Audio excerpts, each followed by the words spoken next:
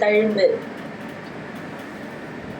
குறளின் பொருள்: தீயினால் சுட்ட புண் புறத்தே வடு இருந்தாலும் உள்ளே ஆறிவிடும். ஆனால் நாவினால் தீய சொல் கூறி சுடும் வடு என்றும் ஆறாது. இதனுடைய பொருள் என்னன்னா, தீயினால நமக்கு காயம் ஏற்பட்டா அந்த காயத்தோட வடு நம்ம உடல்ல இருந்தாலும் அந்த காயம் ஆறிடும், அந்த வலி ஆறிடும்.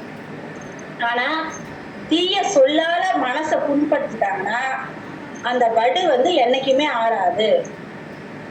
தீயினால் சுட்ட புண் உள்ளாறு மாறாதே, நாவினால் சுட்ட வடு.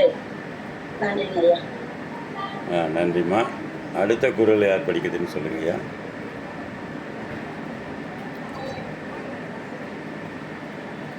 அடுத்த குறள் யார் படிக்கிறீங்க? படிங்க. தொடருங்கம்மா. அப்பா நான் படிக்குவாங்கப்பா. தொடருங்கள். அதிகாரம்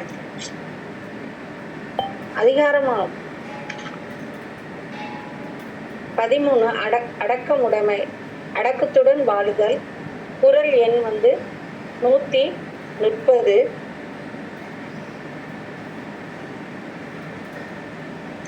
கதங்காத்து கற்கடங்கள் ஆற்றுவான் செவ்வி, அறம்பார்க்கும் ஆற்றின் நுழைந்து.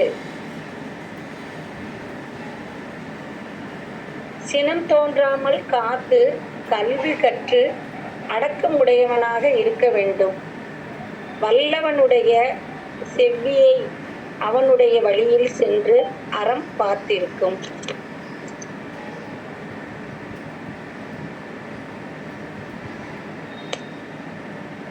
பதவுரை: கதம் சினம், உள்ள கொதிப்பு, காத்து காப்பாற்றி, கற்று பழகி, அடங்கல் அடக்கத்துடன், தன் வசமாவுதல்.